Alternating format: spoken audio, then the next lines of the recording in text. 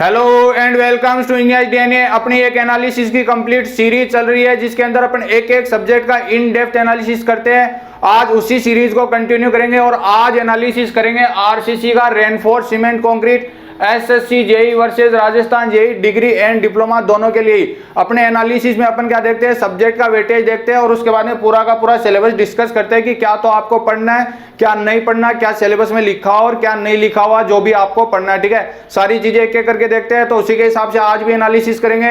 तो चलिए आज का एनालिसिस स्टार्ट करते हैं। सबसे पहले अपन आरसीसी का वेटेज देख लेते हैं। आरसीसी का वेटेज जो है, अगर आप एसएससी जेई की बात करते हो तो 10 से 12 क्वेश्चन पूछे जाते हैं। ठीक है, एसएससी जेई के अंदर आरसीसी का वेटेज बहुत है भाई।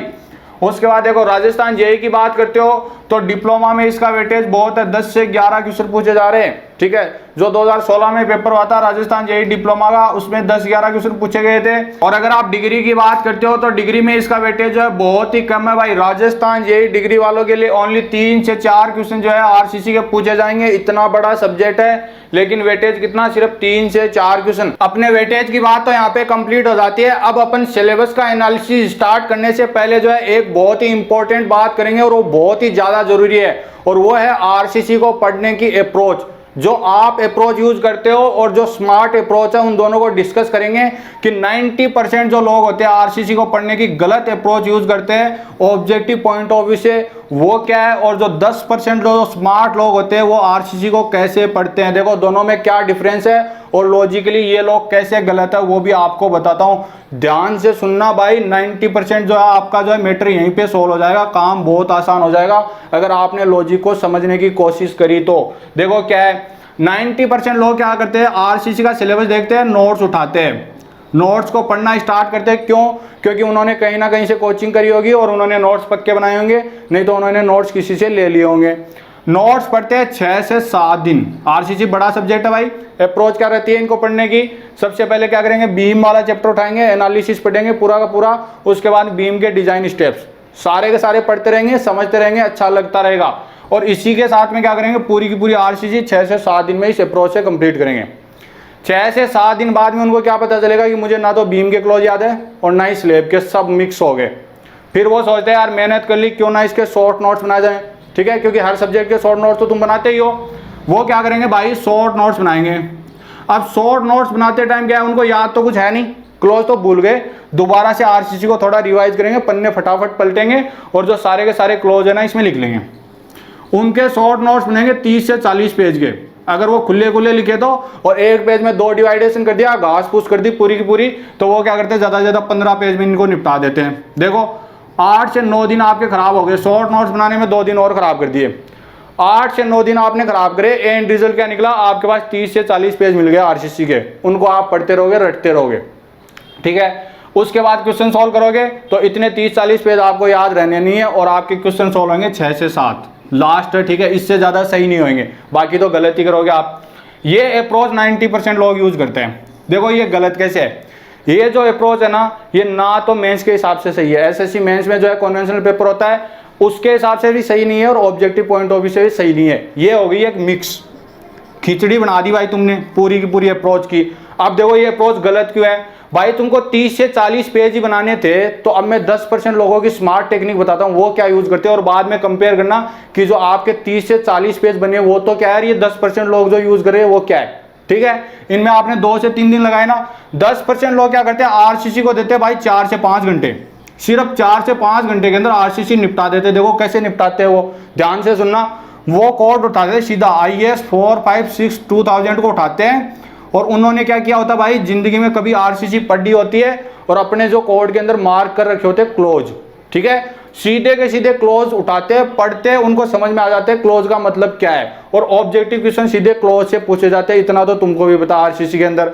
तुमने क्या किया, इन्हीं क्लोज को जो है 30 से 40 पेज में लिखा। क्यों लिखा भाई, तुम गधे हो गया। ये जो है फोटोकॉपी करा लेते इस कोड की, सीधे के सीधे उसके अंदर हाईलाइट कर लेते, मार्क कर लेते, यहाँ लिखने की क्या जरूरी थी। और तुमने 8 दिन खराब करने के बाद ये बनाए, जब ये तो बने बने पड़े थे तुम्हारे पास में। अगर तुमको कोई ये बता दे कि तुमको ये क्लोज पढ़ने हैं और थोड़ा सा अगर तुमसे उस समझ लो कि ये क्लोज का मतलब क्या होता है, तो जो 8 दिन का काम था वो 8 घंटे भी नहीं ले रहा है यहाँ पे, और नंबर भाई बराबर ही मिलेंगे दोनों को। इसने कम पढ़ा, स्मार्ट तरीके से पढ़ा, एक साथ पूरी आरसीसी पढ़ी, इसके चांस जो ज्यादा है सही होने के, बजाय कि 8 से 9 दिन में जिसने पढ़ी। ठीक है, तो भाई ये गलती तुमको नहीं करना। क्यों नहीं करना भाई? तुमको चाहिए अब सिलेक्शन, इसलिए तो तुम्हारा सिलेक्शन नहीं होता। तुम हर चीज के शॉर्ट नोट्स बनाने बैठ जाते हो भाई, हर चीज के शॉर्ट नोट्स नहीं बनते, वो डिपेंड करता है सब्जेक्ट कौन सा पढ़ रहे हो तुम। ठीक है, तो ये गलती बिल्कुल भी भूल के नहीं करना। तुमको मैं सीधा सीधा IAS 4, 5, 6 के अंदर कभी किसी दिन ना क्लोज बता दूंगा कि ये क्लोज तुमको पढ़ना है, इस क्लोज का मतलब क्या होता है पूरा एक्सप्लेन कर दूंगा। तुम जो है इसकी जो है फटाफट फोटोकॉपी करा लो भाई, नेट से सीधा डाउनलोड करो, नहीं तो टेलीग्राम चैनल पे मैं तुमको देता हूँ ये कोड, सीधा फोटोकॉपी कराओ और जिस दिन मैं बोलूँ ना उस दिन कोड को हाथ में लेके आ जाना। मैं फटाफट पेज नंबर पे कौन सा क्लोज पढ़ना है और उसका मतलब फटाफट बता दूंगा। ये 7 से 8 दिन 10 दिन यहाँ पे खराब नहीं करने तुमको, ये तुमको बचाने हैं किसी भी हालत में। तब भी तो यार तुमको लगता है सिविल इंजीनियरिंग बहुत बड़ा नहीं है भाई, तुम गधे की तरह पढ़ोगे तो बड़ा कर दिया तुमने। आरसीसी और स्टील है ना, दोनों आधे आधे दिन के सब्जेक्ट है। अगर आप डेली के 10 घंटे पढ़ते हो ना तब तो ये दोनों 1 दिन के सब्जेक्ट है, और अगर 5 घंटे पढ़ते हो ना तो आरसीसी और स्टील सिर्फ 2 ही दिन के सब्जेक्ट है। अब देख लो 10 सब्जेक्ट में 2 सब्जेक्ट तो 2 दिन में खत्म हो रहे, और टेंशन कितनी पाल के बैठे रहते हो फालतू में। अब देखो भाई, अब बात करते हैं सिलेबस की, अपनी मेन बात पे आते हैं। देखो इन्होंने जो आपका सिलेबस लिखा ना, चाहे तो आप SSC JEE का देख लो, राजस्थान JEE डिग्री डिप्लोमा किसी का ही देख लो, इन्होंने कॉपी पेस्ट किया, एक कॉमा भी इधर से उधर नहीं है। ठीक है, तो अपन जो है सबका एक साथ ही डिस्कस कर लेते हैं। देखो पहला जो चैप्टर है ना इन्होंने सिलेबस में लिखा नहीं है, और बाकी के जो नीचे के जो चैप्टर है ना वो सारे के सारे ऐसे ही नाम लिखे हुए हैं। देखो पहला जो इंट्रोडक्शन वाला चैप्टर होता है ना, ये 10 से 12 क्वेश्चन है ना, कम से कम 4 क्वेश्चन पूछे जाएंगे यहाँ से, 4 क्वेश्चन इस चैप्टर से पूछे जाएंगे, और इसका नाम भी नहीं लिखा गया। देखो कितना इंपॉर्टेंट चीज है, और सबसे बड़ा भी यही है। आप ऑब्जेक्टिव पॉइंट ऑफ व्यू से देखते हो तो सबसे बड़ा यही है, और अगर आप कॉन्वेंशनल पॉइंट ऑफ व्यू से देखते हो तो यहाँ से एक क्वेश्चन भी नहीं आएगा, 1 नंबर का क्वेश्चन भी नहीं आएगा। ये बहुत बड़ा डिफरेंस है, इसलिए आरसीसी का एनालिसिस बहुत इंपॉर्टेंट हो गया। ठीक है, अब देखो पहले तो अपन इंट्रोडक्शन की बात करते हैं भाई, इसमें तुमको क्या क्या पढ़ना है, तुमको जैसे मैं बोलूंगा ना याद आ जाएगा कि यार ये तो पढ़ना है, लेकिन यहाँ तो इन्होंने कुछ लिखा नहीं है। देखो क्या है, तुमको सबसे पहले मटेरियल्स पढ़ने भाई, सारे के सारे मटेरियल्स पढ़ने हैं। मटेरियल से क्या मतलब हुआ, आपको मटेरियल का नाम बताता हूँ मैं। पहला जो है सीमेंट, ठीक है, सीमेंट आपको पढ़ना है। एग्रीगेट आपको पढ़ना है, आपको सैंड पढ़नी है, उसके साथ में आपको वाटर पढ़ना भाई, ठीक है, एडमिक्सचर पढ़ना आपको, और एक लास्ट जो आपको पढ़ना है वो है स्टील। ठीक है, देखो ये जो मटेरियल जितने भी मैंने नाम लिखे ना, आप बोलोगे यार कंक्रीट टेक्नोलॉजी में BMC में पढ़ा तो था, क्यों वीडियो को लंबा खींच रहा है, टाइम खराब कर रहा है। एक क्वेश्चन है ना भाई, 1 या 2 भी आ जाते हैं कभी कभार, तो 2 क्वेश्चन इनसे डायरेक्ट पूछे जाएंगे, और जो आपने कंक्रीट टेक्नोलॉजी में पढ़ा था उसका यहाँ से कोई लेना देना नहीं है। यहाँ पे आरसीसी के हिसाब से इनके क्लोज होते हैं जो IAS 4, 5, 6, 2000 के अंदर दिए हुए, और वो क्लोज से डायरेक्ट क्वेश्चन पूछता है। क्वेश्चन आपको याद दिला देता हूँ, आपके दिमाग में अपने आप क्लिक करेगा। देखो क्या है, सबसे पहले इस वाटर की बात करते हैं। वाटर के अंदर तो 2 क्वेश्चन बनते हैं भाई, एक तो बनता है pH का, कि आरसीसी के अंदर जो आप वाटर यूज करते हो उसकी pH कितनी होनी चाहिए। ठीक है, ये चीज जो आप कंक्रीट टेक्नोलॉजी में नहीं पढ़ते, है ना। दूसरी चीज जो वाटर से रिलेटेड क्या है, सॉलिड्स। सॉलिड्स की एक टेबल दी हुई है भाई, कोड के अंदर सॉलिड्स की एक टेबल दी हुई है कि ऑर्गेनिक सॉलिड कितने होने चाहिए, इनऑर्गेनिक कितने होने चाहिए, क्लोराइड कितना होना चाहिए। उनके ऊपर डायरेक्ट क्वेश्चन पूछा जाता है मोर देन 90% एग्जाम में। ये मैं बात SSC JEE राजस्थान JEE की नहीं, किसी भी एग्जाम को उठा लेना, इन सॉलिड्स के ऊपर जो है डायरेक्ट क्वेश्चन आता है। और क्या आप जो कंक्रीट टेक्नोलॉजी में वाटर पढ़ते हो, क्या वहाँ पे सॉलिड्स की बात होती है? नहीं होती।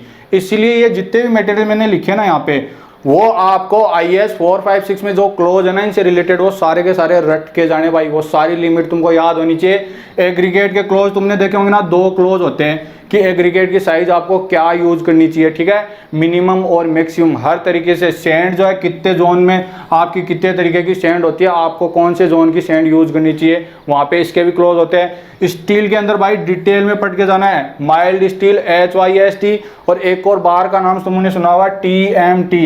ये जो TMT बार होती है ना, इसका क्रॉस सेक्शन, ठीक है, वो अच्छे से पढ़ के जाना, वहां से क्वेश्चन पूछा जाता है। और एडमिक्सचर भाई, अब तुम बोलोगे एडमिक्सचर तो यार मैंने पक्का कंक्रीट टेक्नोलॉजी में पढ़ा था, तुमने पढ़ा था, लेकिन यहाँ पे जो एडमिक्सचर की लिमिट दी हुई है कि आरसीसी की कौन सी ग्रेड के अंदर आप एडमिक्सचर जो है मैक्सिमम कितनी लिमिट तक यूज कर सकते हो, उसके 2-3 क्लोज है। ठीक है, बहुत सारे लोगों ने एक क्लोज कभी नहीं पढ़े होंगे, लेकिन वहां से क्वेश्चन आजकल पूछ रहे हैं, तो वो क्लोज आपको कंक्रीट टेक्नोलॉजी में कोई नहीं पढ़ाएगा, कहीं नहीं मिलेंगे, वो सिर्फ आपको जो कोड में मिलेंगे।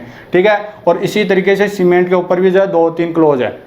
तो इस तरीके से इन सारे के सारे मटेरियल्स को तुमको डिटेल के अंदर पढ़ना है, सारी चीजें एकदम क्लोज सारे तुमको याद होनी चाहिए, ठीक है। ये तो बात हो गई मटेरियल्स की। इसमें बहुत सारे छोटे छोटे टॉपिक है भाई जो उन्होंने लिखे नहीं है, और अगर आप फ्रेशर हो तो 100% ये छोड़ के जा सकते हो, 3 से 4 क्वेश्चन उठ जाएंगे सीधे सीधे। उसके बाद देखो भाई अगला टॉपिक आपको पढ़ना है भाई ग्रेड ऑफ कंक्रीट। आपने एक टेबल देखी होगी भाई, बहुत ही फेमस है वो, आपने एक्सपोजर कंडीशन के हिसाब से एक टेबल देखी होगी ना, माइल्ड हुई, मॉडरेट हुई, सीवियर हुई, वेरी सीवियर, ऐसे करके 4-5 तरीके की एक्सपोजर कंडीशन होती है। और उनके साथ में क्या लिखा होता है, आपको कंक्रीट की ग्रेड लिखी होती है पीसीसी और आरसीसी की, और उसके साथ में डब्ल्यूसी रेशियो लिखा होता है, सीमेंट कितनी चाहिए, सारी चीजें लिखी होती है। उस टेबल से कितनी बार क्वेश्चन पूछा गया तुम सोच नहीं सकते भाई। तो वो टेबल तुमको अच्छे से रट के जानी है ग्रेड ऑफ कंक्रीट की।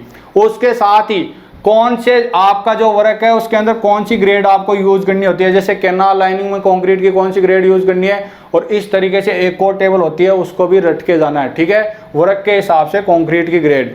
उसके साथ ही एक और जो स्टैंडर्ड क्वेश्चन इनका क्या है भाई, ordinary concrete, high strength concrete, ठीक है, कौन सी ग्रेड से कौन सी ग्रेड तक का तो ऑर्डिनरी होता है, कौन सा हाई स्ट्रेंथ होता है, वो जो टेबल है ना उसको भी तुमको अच्छे से याद करके जाना है, ठीक है, कि कौन सा कंक्रीट हाई स्ट्रेंथ। आपसे सीधा पूछेगा कि M40 जो है ऑर्डिनरी है कि हाई स्ट्रेंथ है, ठीक है, इस तरीके से क्वेश्चन पूछा जाता है। तो ग्रेड ऑफ कंक्रीट की 3 टेबल होगी अपने पास में, सारी की सारी तुमको अच्छे से रट के जानी है, ठीक है। उसके बाद देखो अगला जो तुमको पढ़ना है भाई, वो पढ़ना मॉड्यूलस ऑफ इलास्टिसिटी, ठीक है। ये तुमने स्टील के रेफरेंस में सुना होगा, ऐसे ही जो आपके पास में कंक्रीट का भी होता है। मॉड्यूलस ऑफ इलास्टिसिटी कितने तरीके का होता है, आपने सुना होगा initial tangent modulus, tangent modulus, secant modulus, और उनका एक ग्राफ होता है और उन सबका अलग अलग मतलब होता है और उनका क्या रिलेशन होता है, वो अच्छे से पढ़ के जाना है। उसके साथ ही इसके ऊपर भाई 2 फॉर्मूले बनते हैं। कैसे, एक तो आपका जो कोड था 2000 वाला और एक था 1978, ठीक है, ये 2 कोड थे, इन दोनों में इसका जो है फॉर्मूला अलग अलग दिया गया था। 90% टाइम क्या होता है, अगर आपको मॉड्यूलस ऑफ इलास्टिसिटी से कोई भी क्वेश्चन पूछना ना तो ये फॉर्मूला पूछेगा, ठीक है, और सीधा बोलेगा कि IS 456 के हिसाब से, 2000 वाले कोड के हिसाब से या 1978 वाले कोड के हिसाब से इसका फॉर्मूला कौन सा है, 4 ऑप्शन दे देगा। आप आराम से कंफ्यूज हो जाते हो 5000 और 5700 के बीच में कि यार कौन से कोड में कौन सा था, ठीक है। तो ऐसी गलती तुमको नहीं करनी, कुछ भी करना कैसे भी याद करना, लेकिन ये तुमको याद करके जाना है कि इसका फॉर्मूला क्या होता है, कितने टाइप का ये होता है। अब देखो इसका गेम यहीं पे खत्म नहीं होता, इसके अंदर भाई 3-4 चीजें और भी आ जाती है। मॉड्यूलस ऑफ इलास्टिसिटी को कुछ फैक्टर जो इफेक्ट करते हैं, जिनमें से एक तो है क्रीप, ठीक है। क्रीप के बारे में तुमको अच्छे से पढ़ के जाना है कि क्रीप जो है किस तरीके से कंक्रीट को इफेक्ट करती है और किस तरीके से मॉड्यूलस ऑफ इलास्टिसिटी को डायरेक्ट और इनडायरेक्ट तरीके से इफेक्ट करती है, उसका फॉर्मूला, और ठीक है, और उसकी जो है कोड के अंदर जो है एक आपके पास में टेबल भी दी हुई है, ठीक है। ये सारी की सारी चीजें पढ़ के जानी है। उसके बाद में देखो श्रिंकेज, ये किस तरीके से इफेक्ट करेगा, टेम्परेचर किस तरीके से इफेक्ट करेगा, और उसके साथ ही क्या है, ये क्रीप जो है ना टाइम के हिसाब से वेरी करती है। तो लोग क्या करते हैं, क्रीप और श्रिंकेज के अंदर थोड़ा सा कंफ्यूज हो जाते हैं, और इनके जो फैक्टर्स जो अलग अलग होते हैं, जैसे कुछ तो स्ट्रेस पे डिपेंड करेगा एक तो, और एक नहीं करेगा, ठीक है। ये सारी चीजें आपको क्लियर करके जानी है, वहां पे कंफ्यूजन आराम से क्रिएट होगा इसमें और इन 2 फॉर्मूलों के अंदर। तो वो सारी चीजें आपको अच्छे से क्लियर करके जानी है। उसके बाद देखो आपको जो अगली चीज पढ़नी है वो है भाई कंक्रीट की कैरेक्टरिस्टिक स्ट्रेंथ, ठीक है। FCK का नाम आपने सुना होगा। तो ये FCK का जो ग्राफ होता है वो आपको अच्छे से पढ़ के जाना है, और ये कितनी होती है और किस तरीके से ये इफेक्ट होती है, वो सारी चीजें पूरी अच्छे से तुमको पढ़ के जानी है। यहाँ पे आपके पास में एक न्यूमेरिकल भी बन सकता है, ठीक है। इसके अंदर और क्या पढ़ना है आपको, एक टेस्ट होता है भाई, ये टेस्ट करते हैं FCK को निकालने के लिए। क्यों करते हैं, कभी कभार क्या होता है फील्ड के अंदर आपको जो इसकी जो लिमिट्स दी होती है ना वो आपकी काम नहीं करती। क्यों, क्योंकि आपके मटेरियल के हिसाब से वो सूट नहीं करती, और वहां पे आपको क्या करना पड़ता है, एक टेस्ट परफॉर्म करना पड़ता है इसकी लिमिट निकालने के लिए, ठीक है, इसका एक्सेप्टेंस क्राइटेरिया निकालने के लिए। और जो टेस्ट होता है उसके जो रिजल्ट्स होते हैं ना, वहां से एक क्वेश्चन पूछा जा रहा है। देखो क्या है, कुछ समझ नहीं आया ना। रिजल्ट्स क्या होते हैं भाई, टेस्ट को तुमने परफॉर्म किया, उसके बाद तुम्हारे पास रिजल्ट आए, वो रिजल्ट एक्सेप्टेबल है या नहीं, ठीक है, इसके लिए कोड में एक टेबल दी हुई है। तो वो जो टेबल है ना, वहां से आपका आजकल क्या करे, न्यूमेरिकल भी पूछ रहे हैं और वहां से सीधा का सीधा क्लोज भी पूछ रहे हैं। तो वो आपको अच्छे से पढ़ के जानी है। FCK-4 और FCK-3 ऐसे करके कुछ एक टेबल के अंदर 2 क्लोज दिए हुए, तो वो तुमको भाई पढ़ के जाने अच्छे से, ठीक है। तो FCK की पूरी रामलीला तुमको अच्छे से पढ़ के जानी है, किसी भी हालत में भाई छोड़ने की गलती मत करना, यहाँ से आजकल क्वेश्चन पूछ रहे हैं, ठीक है।